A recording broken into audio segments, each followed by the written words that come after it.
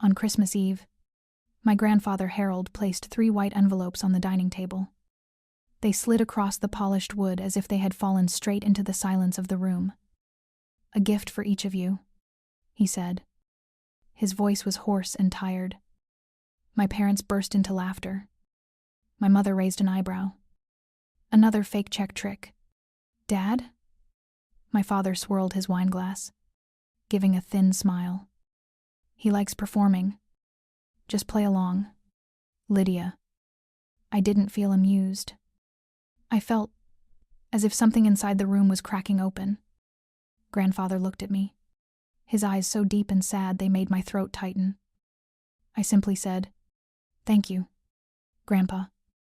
Then I slipped the envelope into my coat pocket where it sat heavy like cold metal. My parents kept talking about their new SUV, and all I could hear, clearer than their laughter, was his voice in my head. "Keep it safe." The next morning, at the bank, the teller stared at the check for a long moment before looking up. "Deposit cleared. Ms. Clearwater." Just one sentence. But it shattered the entire joke from the night before. Before I tell you what happened after that moment, "Where are you watching from?" I read every single comment. And if you've ever been underestimated by your own family, hit like and subscribe. You deserve stories that speak to your true worth. Now then, let's go back to that fateful morning. Growing up in the Clearwater household wasn't childhood. It was an audition I never agreed to. I grew up in a place that looked like a home, but no one truly lived in it. The Clearwater house in Edina sat at the end of a tree-lined street, wearing its elegant exterior like a postcard. But the moment you stepped inside, you would see it was all just a thin coat of paint, beautiful, polished, soulless. A white carpet stretched from the front door to the living room. My mother, Marlene, always reminded me, "Don't leave footprints. This house must stay clean like a blessing."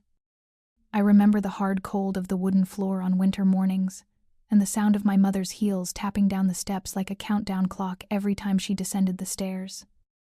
Everything was too perfect, to the point no one was allowed to disturb it. Lydia, often walked on my tiptoes, as if I were an uninvited guest in my own home. Marlene wasn't cruel. She fine-tuned everything, everyone.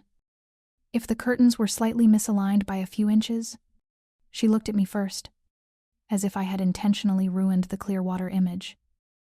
If the family photo didn't look naturally candid, she would grit her teeth. "Lydia, you're smiling like your stomach hurts. Relax. Look happy." Natural, to Marlene, meant performing her script correctly. As her daughter, I was expected to be elegant, discreet, and photogenic. But I loved sketching and loved lying on the floor studying how light fell on objects. She looked at those drawings like piles of trash. "This house is not an art studio. Put them away." My father, Thomas, never yelled. He expressed disappointment through silence, a kind that was worse. He always wore a suit, even at dinner, as if the world would discover he wasn't actually the successful man he pretended to be, if he relaxed for even a second. He looked at me the way a businessman looks at a financial report that fell short of expectations. "You should study law," he said when I was 16. "Or finance. A serious career. Playing with colors doesn't feed anyone." He always said it with a superior tone, as if I had broken the straight line he expected me to stand on. There were nights I walked past my father's office. The door was only half closed, the warm yellow light shining on his face as he twirled a silver pen between his fingers, the prop he used whenever he needed to display authority. He never scolded me, but with just one glance at my report card, one soft click of his tongue, I would know he had silently added me to his list of adjustments. My father's silence was never empty. It was a verdict. I still remember my mother's display living room. The white sofa was wrapped in a coarse, expensive fabric she loved. No one was allowed to sit on it. She called it the soul of the house. Once, I accidentally set a glass of water on the glass table. A faint ring appeared. Marlene looked at me with an expression I will never forget, disappointed, and as if I were a future threat. "Lydia, you always ruin everything beautiful." From that day on, I never stepped into the living room again. The house was large, but I only lived in a few square meters: my bedroom, the kitchen, and a small hallway. The beautiful places were kept for outsiders to see. The worst part wasn't being forbidden to touch anything. The worst part was realizing everything in the house mattered more than I did. Once, guests arrived early, and I was reading in the living room. Marlene immediately snatched the book from my hands, pushed me into the hallway, and whispered cold, sharp, "You don't fit in this room. Lydia, let me handle things." I stood outside listening to her brag about the refined style of the living room, wondering how long it had been since she last bragged about her own daughter. Everything changed only when I went to Lakewood Estate, the home of my grandfather, Harold Rowan. He lived in an old brick house by the lake, where the wooden floors creaked every morning. Not perfect, not polished, nothing like Clearwater Manor, and it was the place where I could finally breathe. He loved sitting in the workshop behind the house, where the smell of pine wood and machine oil blended into the scent of a childhood I never had until then. "Come here," he said when I was 13. "Tonight I need a pair of small hands to help me." He didn't say, "Don't break anything." He said, "I trust you." Just that was enough to peel off the invisible armor my mother had wrapped around my life. One summer afternoon, he handed me a piece of raw oak. "I need a small table for the hallway," he said. "But what matters is I want you to make it." I thought he was joking, but he didn't smile. He placed my hand on the wood. "Do you feel it? It's rough, but it has bones. Art isn't the shiny coat people see first. It starts with the bones." We sawed, sanded, and fitted every piece together. I got splinters. Sweat glued my hair to my skin, and my hands blistered. But when I looked at the finished table, for the first time in my life, I felt I wasn't useless. He stood behind me and placed his warm hand on my shoulder. "You made this. Because you made it with truth, not with appearance. That table is still in my small Minneapolis apartment. It doesn't fit the Clearwater aesthetic, and that is why I love it." When I messed up one of the joints, I asked him if we could redo it. He shook his head. "Mistakes aren't meant to be erased. They remind you of what you've learned. Wood isn't perfect. People aren't either." He placed his wrinkled hand on the crooked piece of wood. "When something has flaws but still stands strong, it's worth more than something shiny but hollow inside." I didn't know whether he was talking about the table or about the Clearwaters. Harold was the first person to ask, "Lydia, who do you want to become? Not who your parents want, but who you want." I said, "I want to create spaces that breathe. Not like that house." He burst into hearty laughter. "Good. Your parents build houses for others to look at. You'll build them for people to live in. No one had ever allowed me to dream." When I was 19, he told me something that later became a prophecy. "Someday you'll see people for who they truly are, not for what they put on." I didn't understand. I thought he was just being philosophical. But the look in his eyes that day, heavy, deep, filled with loss, looked exactly like the look he gave me the night he slid those white envelopes across the Christmas table. I didn't see it then. I didn't piece it together. But he already knew. He had known for a long time. The last time I left Lakewood before college, he looked toward the Adina house in the distance and said something that chilled me years later. "That house will collapse without a storm. Lydia, it will fall because the people inside don't know how to stand." I laughed, thinking he was just melancholy with age. But his eyes looked as though he had already seen everything. The deceit, the greed, and even that Christmas when the white envelope became the first tear in the beautifully painted family portrait. What had my grandfather seen, and why was he so certain that one day The truth would bring the entire Clearwater family to its knees. The moment the 3 white envelopes slid across the table on Christmas night was the very moment the first crack of truth appeared. 1. No one in the Clearwater family noticed. Clearwater Manor looked perfect on Christmas night, warm yellow lights, a long dining table, freshly ironed linens, cinnamon-scented candles, but the atmosphere was as cold as the sheet of ice covering Lake Adena. Marlene adjusted each napkin as if she were staging a set. Thomas stood by the fireplace but still stared at the stock market on his phone. Brianna was busy taking photos for family night, while no one actually looked at each other. I sat down, feeling as if I had stepped into a performance with a pre-written script and I was the supporting character. The door opened softly. Harold walked in, wearing an old moss-green sweater, snowflakes clinging to his silver hair. His eyes were slower, deeper, and sadder than in previous years. Marlene forced a smile. "Dad, you made it just in time to keep dinner from getting cold." He simply replied, "I came at the right time." No one understood what the right time meant, not even me. After dessert, Harold put his spoon down and slowly pulled out 3 white envelopes. The sound of paper sliding across the walnut table was so faint it was almost inaudible. But in that silent room, it felt like the flip of a switch. "A small gift for each of you." Marlene laughed first. "Another one of your fake check tricks." "Dad?" Thomas swirled his wine glass, nodding. "He likes to make an impression. Just humor him." They set their envelopes aside like flyers for a street fair. Only I looked at my grandfather, and his eyes were not joking. When he pushed the envelope toward me, he held my hand for one extra beat. "Keep it close, Lydia." His voice was very soft, just enough for me to hear. A chill went down my spine. It wasn't the kind of line meant for a holiday prank. It felt like a warning. Driving back to Minneapolis, the snow fell so heavily that the streetlights turned into smeared yellow streaks across the windshield. Inside my coat pocket, the envelope kept brushing against my hand light, yet heavy like a worry. When I reached my small apartment, I placed the envelope on the table.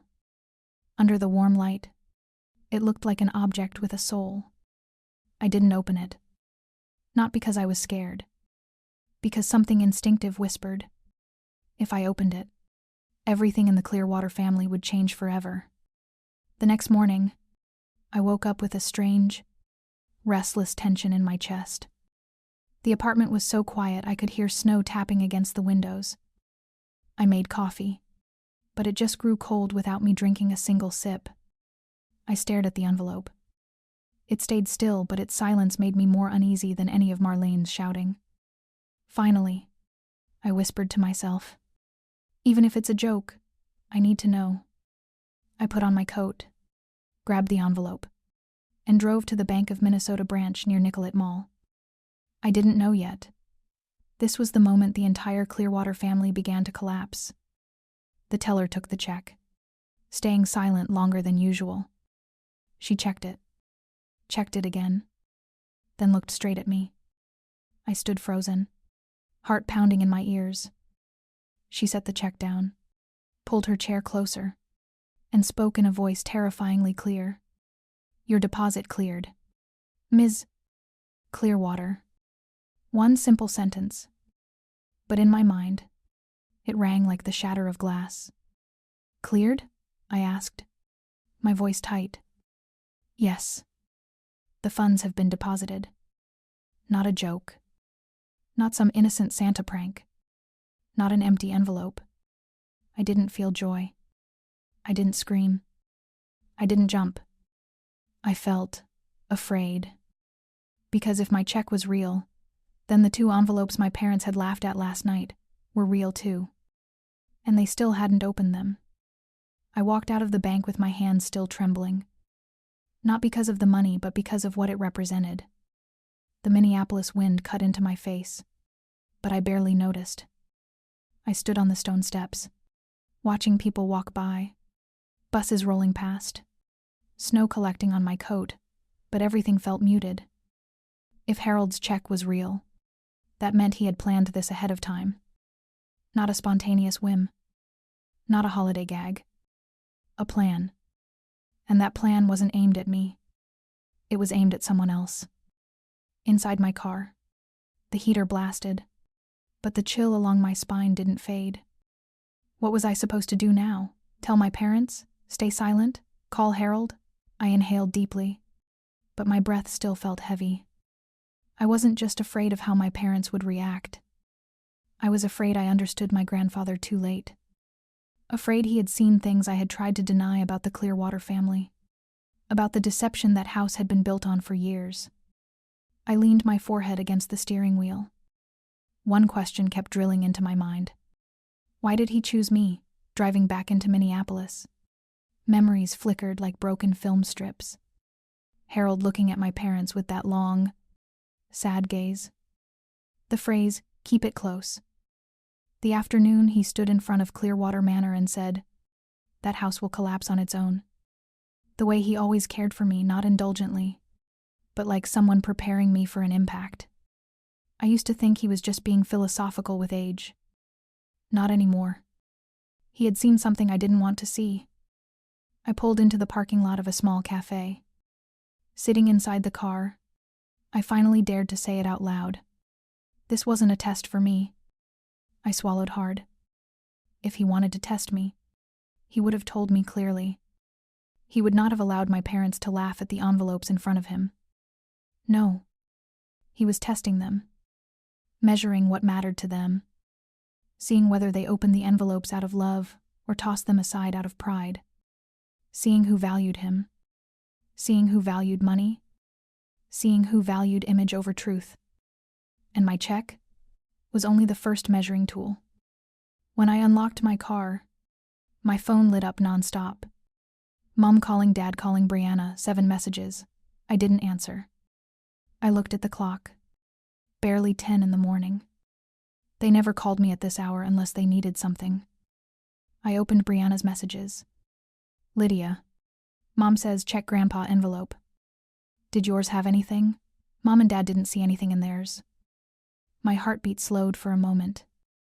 They had opened the envelopes and found nothing. Which meant he didn't give them money. Not a single cent. I felt the air inside the car drain out. They were definitely panicking. Confused.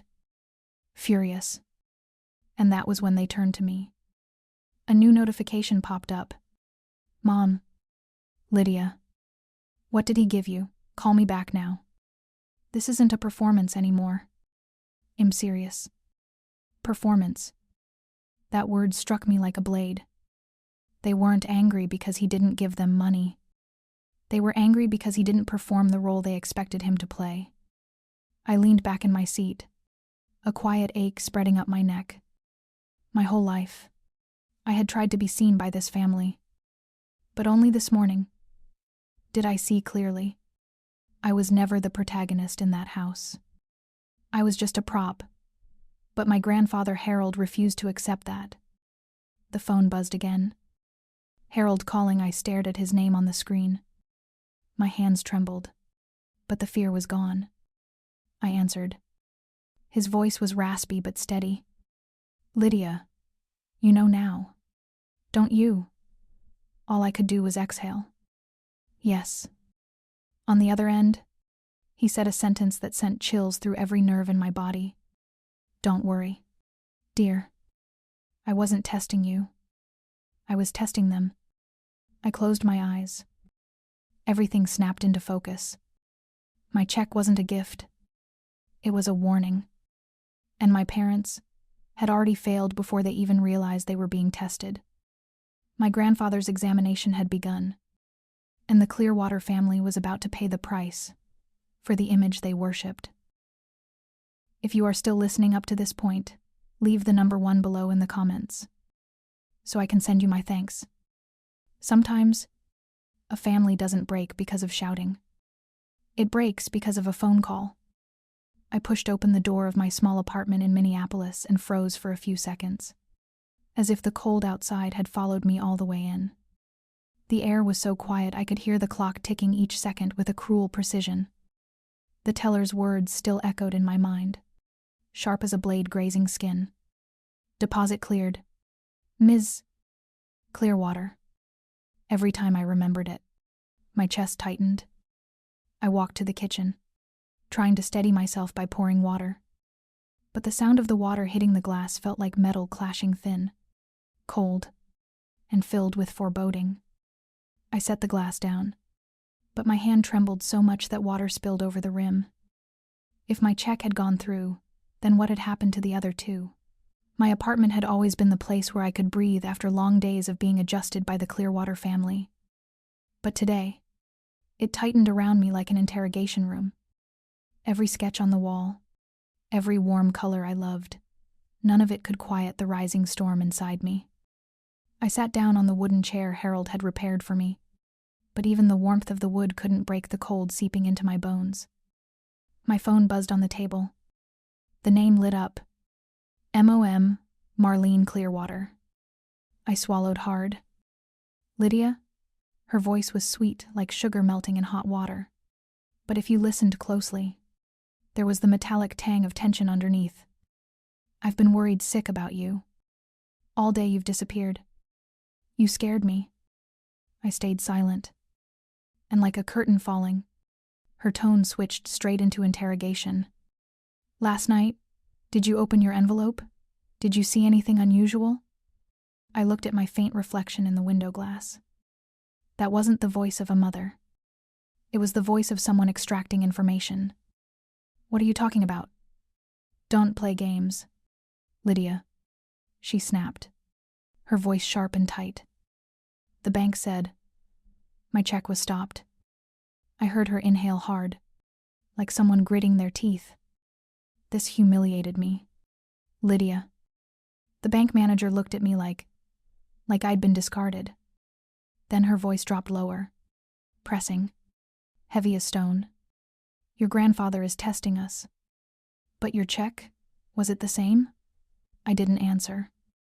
To her, silence was a confession. She let out a breath, frustrated, shaking with restrained fury. Lydia, don't you tell me that yours. I hung up before she could finish. The phone lit up again. Dad, Thomas Clearwater. He wasn't indirect like my mother. Lydia. Just one word, but it sounded like the creak of a safe door being pried open. Have you checked your envelope yet? If not, here's what you do. Do not open it. He was trying to sound calm, but beneath it was a thin layer of fear anyone perceptive could hear. Your grandfather is not in his right mind anymore. You have to understand that. If there's anything strange in your envelope, give it to me. I'll handle everything. I almost laughed. Not because it was funny, but because his audacity resembled someone who pushes you into a lake and then shouts, "Let me save you. There's nothing to handle." Dad, I said. He went silent, one heavy beat of silence, thick with desperation. Lydia, he said, lowering his voice into a warning. You don't understand how big this is. Your grandfather is testing loyalty. Don't let yourself become the punchline. I closed my eyes. The irony, they were the ones who treated the envelopes like a joke. That afternoon, my mother called again. But this time, the polite mask was gone. Her voice burst through the speaker like a window slammed open by the wind. Lydia, I just called the bank again. They said your grandfather stopped payment on both our checks. Each word sounded dragged out from the bottom of her throat, sharp and panicked. He humiliated me. Me, do you understand? I could hear her pacing through Clearwater Manor, the clipped strikes of her heels against the hard floor, tight with tension. Then her voice dropped, no longer angry, but frightened. They also said, only one check cleared this morning. I felt my breath catch. She asked, each word cold as frost. Was it yours? I sat still, my hands trembling slightly, but my voice was steady. What do you want to know that for? Because if it was, her voice cracked, turning vicious. Then you've chosen a side. Lydia, You've broken this family. I looked around my Minneapolis apartment. The only thing I had ever chosen was to live truthfully. Turns out, truth was a crime too.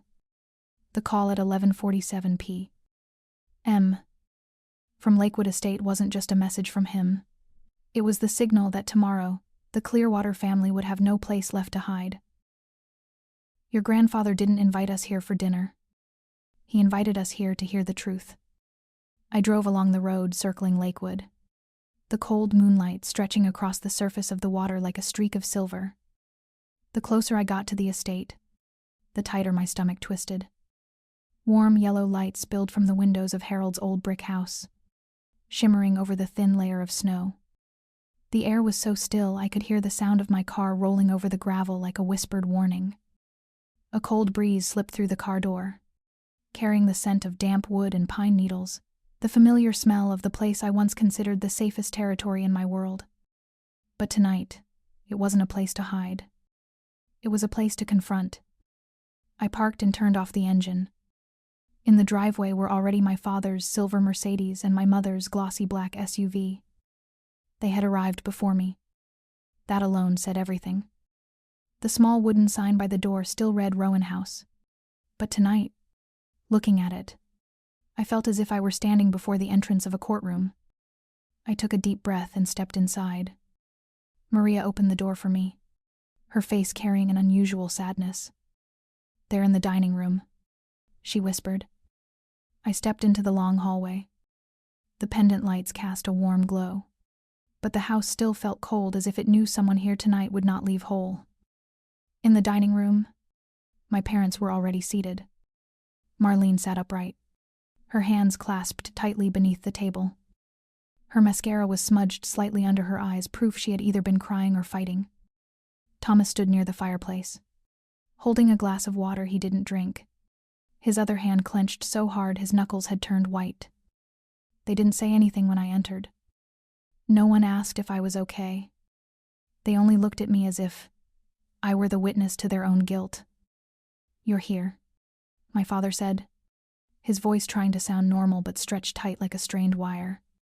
My mother only nodded, her lips pressed together until they were nearly white.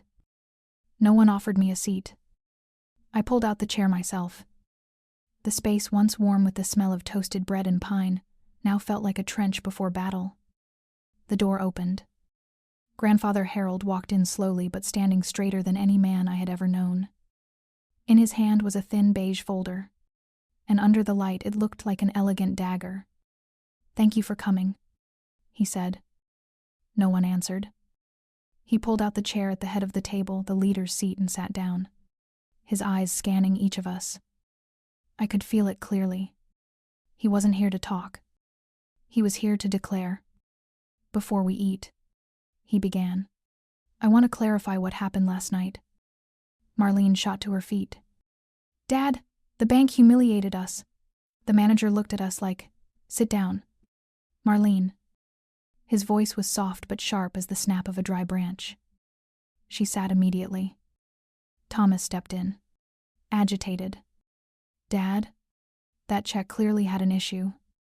Someone must have fooled." Harold placed the folder on the table. "The check had no issue," he said. "The people with the issue are you." The air cracked like glass. "Let me tell you," he said slowly, "what I've seen for many years." He opened the folder. Though he didn't bother looking down, everything seemed carved into his memory. I saw Marlene scolding Lydia over a water ring on a glass table, yet never once scolding herself for the scratches she left on that child's heart. Marlene covered her mouth, her eyes widening.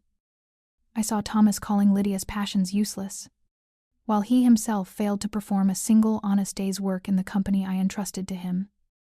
Thomas flushed red, his fingers tightening around his glass. I saw the two of you use the word family like an expensive coat worn only when someone is watching. His voice wasn't angry, just sad. Sad in the way of someone who has stayed silent for far too long. Thomas exploded. "What is this? Are you staging some kind of show to shame us in front of Lydia?" Harold tilted his head. "No need to stage anything. The truth shames you well enough." He opened the folder, pulled out 3 sheets of paper. "Last night, I gave the 3 of you 3 equal opportunities." He looked at me. Heat rose in my chest. One person said thank you.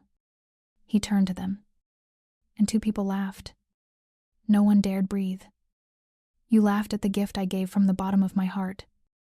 His voice was low and soft, but painfully clear. "And you laughed because you believed you didn't need it." He lowered his voice even further. "But you were wrong." Then he spoke a sentence that froze the entire room. "Money doesn't test a person's heart. Gratitude does." He turned back to me, in a way completely different from how he looked at them. "Lydia," he said, "you were the only one who didn't treat my gift as a joke." I swallowed, feeling my throat close. "I didn't know it was real," I said softly. "I know." He gave me a sad smile. "And because you didn't know, your thank you was genuine." Thomas shot to his feet. What are you implying? That you favor her?" Harold didn't look at him. He looked directly into my eyes. "I called you here tonight not to teach you, but to prepare you." My breath caught. "Prepare? For what?" I asked. He placed his hand on the folder. "For the inheritance of everything I've built." Marlene burst into tears. Thomas stumbled back a step as if struck. My heart pounded so hard I could hear it in my ears. "Inheritance? Me? Why, me?" I breathed. He gripped my shoulder gently, the grip of a father who never had the chance to protect his own child. "Because you were the only one who never pretended with me. Tomorrow, go to the office of Miller and Associates," Harold said. "I will show you the true legacy of the Rowan family." No one prepared me for what was waiting behind that glass door. The glass door of Miller and Associates opened the moment my hand touched the handle. Cold wind rushed in from behind me. But inside was another world entirely. The polished marble floor reflected the soft golden lights. Everything was too quiet, too orderly, as if this place wasn't meant for anyone who breathed wrong even once. I swallowed the feeling of hovering between 2 worlds. One side was my tiny Minneapolis apartment, smelling of chamomile tea. The other was the world Harold had ushered me into, with a half-finished sentence in the middle of the night. A receptionist looked at me with professional but cold eyes. "Miss Clearwater? Attorney Pike is expecting you." My footsteps echoed across the floor like knocks on the door of a new life. Not every knock is easy to hear. The office door opened, and I saw Eleanor Pike, about 50, tall, with a face cut as sharply as granite. She didn't smile, didn't extend her hand. No small talk. "Sit," she said, her voice straight as a ruler. On her desk was a beige folder, and on its cover were 3 words that tightened my chest. "Rowan Trust Private, Mr. Tager. Harold left very clear instructions," she continued. "And you are the only person allowed to hear everything." My throat felt dry. Eleanor pushed the folder toward me but didn't open it. "Before I explain, do you know why he called you here?" I shook my head. "Because he didn't trust anyone else," she said. Eleanor opened the folder and pulled out a stack of documents. "Did you think Harold only lived in that little wood workshop behind his house?" Her tone had a slight edge. I always thought that was when he was happiest," I said. She nodded. "True. But that wasn't all of him." Eleanor placed a photograph on the table. Harold, younger, standing in front of a tall building with the words, "Lakewood Property Holdings." "He was the chairman of this corporation for 40 years, she said. "The largest real estate investment fund in the Lakewood region." My eyes widened. But he never said a word. He didn't want Thomas or Marlene to see an opportunity to exploit. Eleanor replied instantly. "He observed them for years, and he knew. They only care about things that can be opened with a key." A dull ache pressed inside my chest. "But he told me." "No," she corrected. "He showed you." and you were the only one who saw it. Eleanor turned to another page, a handwritten letter from Harold. If anyone understands me, it is only Lydia. I covered my mouth. Tears spilled not from sadness, but from realizing I was never as alone as I thought. Eleanor pulled out 4 thick bundles of documents from the folder. These, she said, are all the assets Harold Rowan transferred to your name 3 months ago. I straightened in my chair. Wait, transferred? To me? When? He never said anything. He didn't want the pressure to change you, she replied. He wanted you to live exactly as you are. Eleanor slid each document closer to me. 1. Lakewood Estate. Full ownership. Estimated value. 1.2 million U.S. dollars. 2. Lakewood Holdings Investment Fund shares. 62%. Under the name Lydia. 3. Harold's private account balance. 2.4 million U.S. 4. Real estate files across Minnesota. 7 houses plus rental land. My mouth opened, but no words came out. I can't accept this. No. Eleanor cut sharply. Who do you think you are? A child abandoned by her parents? A woman living humbly in a small apartment? She shook her head. Your grandfather didn't leave this to luck. He left it to the one person who sees real value in imperfect things. I shivered. Everything felt like a storm bursting open, yet the storm didn't strike. It waited. It waited for me to step into it. Why, me? I whispered, my voice raw. Eleanor looked at me for a measured moment. Because you were the only one who didn't laugh. Just one sentence. My chest collapsed and expanded at the same time. I stared at the documents before me. Thick pages, heavy like a doorway to another life. I felt my hands trembling, my heartbeat crashing, the ticking of the office clock pressing forward, but between all of that was a strange peace. The same kind of peace I felt in Harold's workshop when he placed his hand on my shoulder and said, "You can do it." I touched the folder.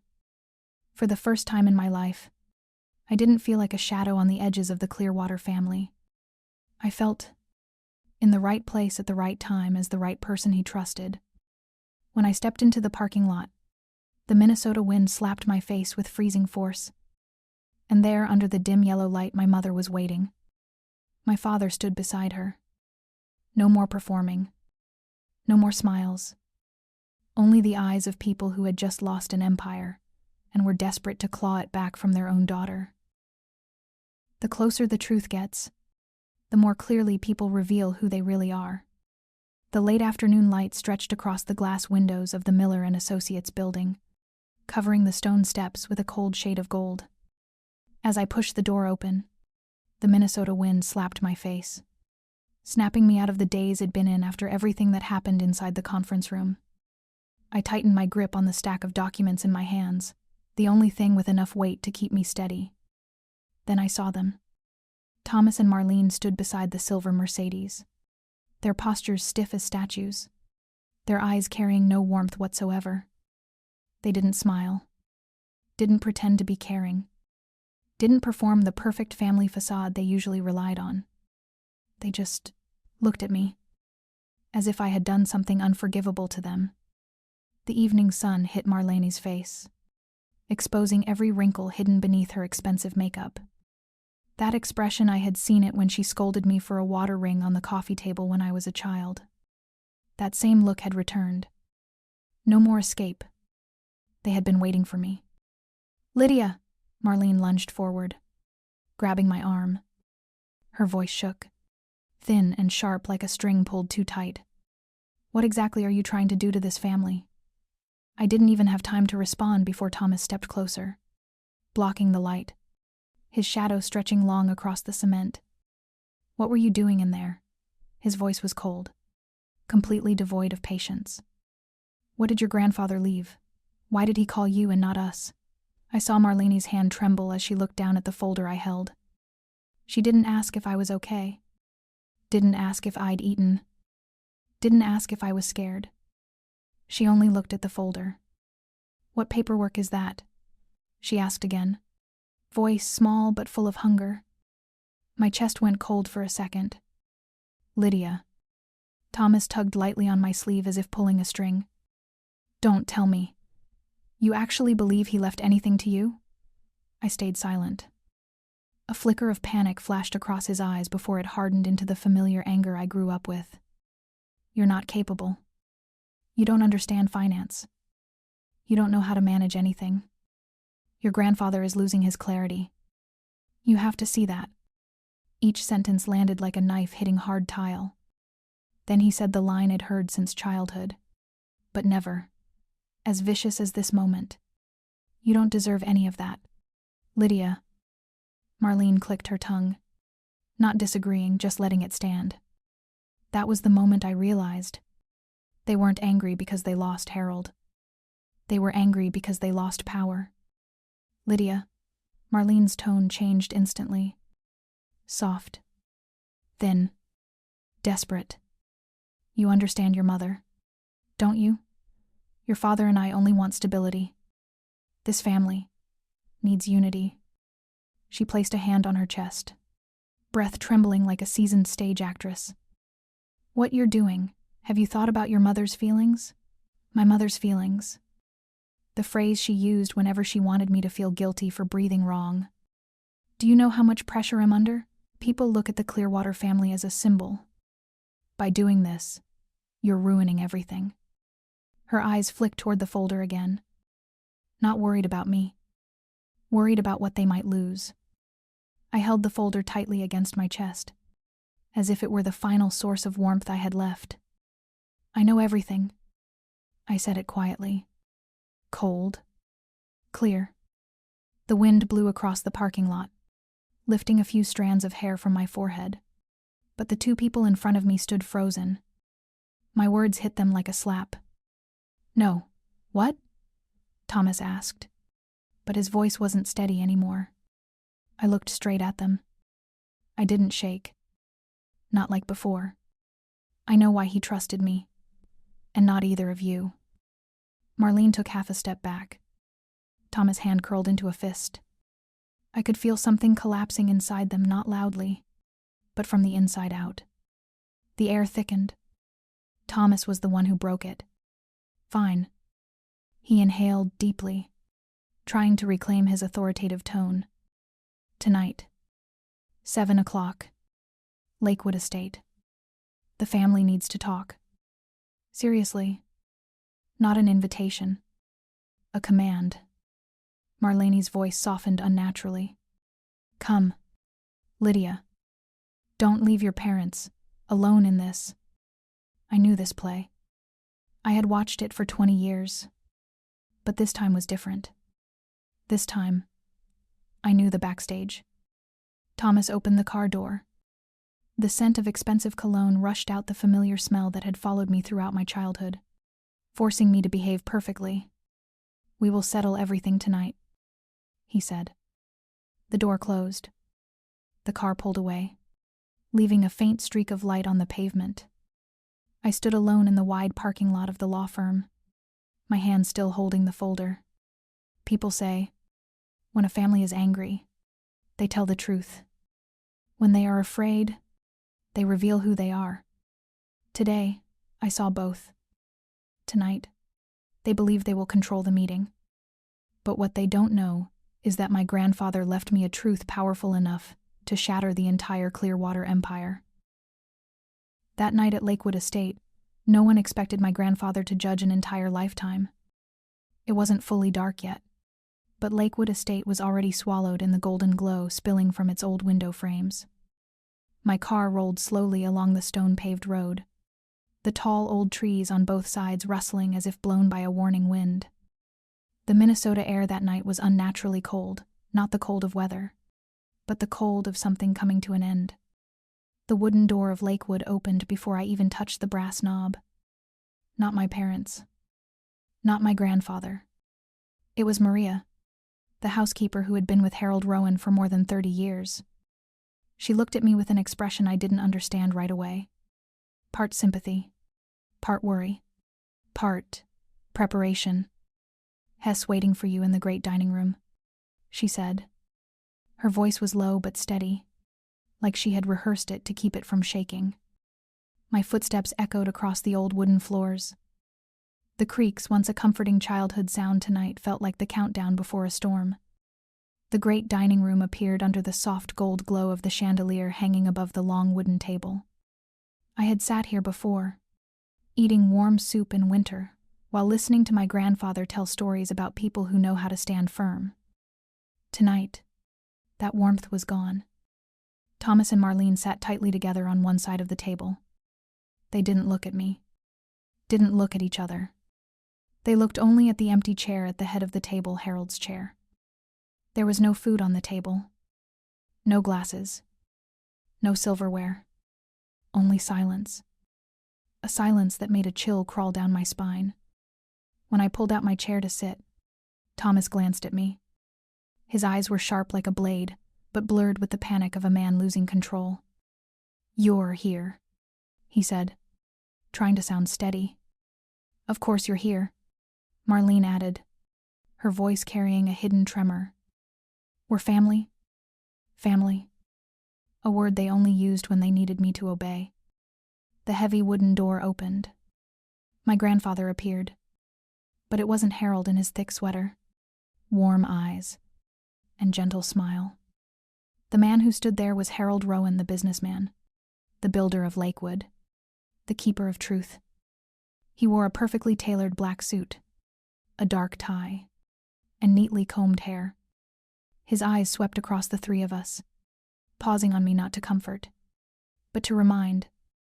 "Stand firm. Thank you for coming," he said, his voice raspy but clear. "We have work to do." Marlene attempted a smile, but it cracked like a chipped glass. "Dad, you look so formal. What kind of dinner? This is not dinner." He cut her off. The air in the room shifted instantly, as if someone had turned off the heat. He walked around the table, his steps slow but unwavering. No one spoke. Even Thomas held his breath. "I invited the three of you," Harold said, standing at the head of the table, "to end a cycle that has lasted 30 years. His voice wasn't loud, but it pressed down on the whole room. "I have given more than any person should give. I have hoped more than any heart should hope. And I have stayed silent, far longer than I should have." He looked directly at Thomas and Marlene. "It is time for the silence to end." Thomas swallowed hard. Marlene gripped the edge of her chair until her knuckles turned white. Harold placed a beige folder on the table. I recognized it. It was the original of the documents Eleanor had shown me at Miller & Associates. He touched the folder lightly, his hand trembling just enough for me to notice. "This," he said, "is everything my son wanted to forget, and everything my daughter never had the courage to face." Sweat formed on Thomas' forehead. Marlene recoiled. "Dad, what are you doing?" Harold opened the folder. The first page was a financial breakdown. "In the past 30 years, I have given the two of you a total of $4.7 million. His voice was steady, without accusation, which made it even more terrifying. Tomas' face turned pale. Marlene's mouth fell open. He flipped to the next page. "In all 30 years, not once did either of you say thank you sincerely." Marlene covered her mouth, her eyes welling not from remorse, but from fear. "Not once," Harold continued, "did either of you help anyone without a camera present. Not once did you donate a single dollar to the Lakewood Fund. Not once did you show up for a single day of community work." His voice dropped with each word. "You live by image, but I live by truth." Thomas shot to his feet. "You're making this up." Harold didn't turn. "I have everything prepared. Signatures, dates, and witnesses." He glanced at me. "And one person in this family who does not perform." My chest tightened. Harold pulled out a chair and sat, his gaze softening only when it reached me. "Lydia." I lifted my head. "I did not choose you because you are perfect," he said. I chose you because you are real. He pushed the folder toward me. 3 months ago, I completed the transfer of all my assets, Lakewood Estate, 6 rental properties, the savings accounts, the investment funds, and every share of Rowan Realty into your name. Marlene let out a cry, as if someone had squeezed her throat. Thomas froze, his eyes reddening with rage. No way, Lydia. A child like her. I remained still. My hand rested on the folder cover, as if marking the moment adulthood arrived. Harold continued. You are the only one in this family who works with your real hands, who cherishes things, who knows how to say thank you.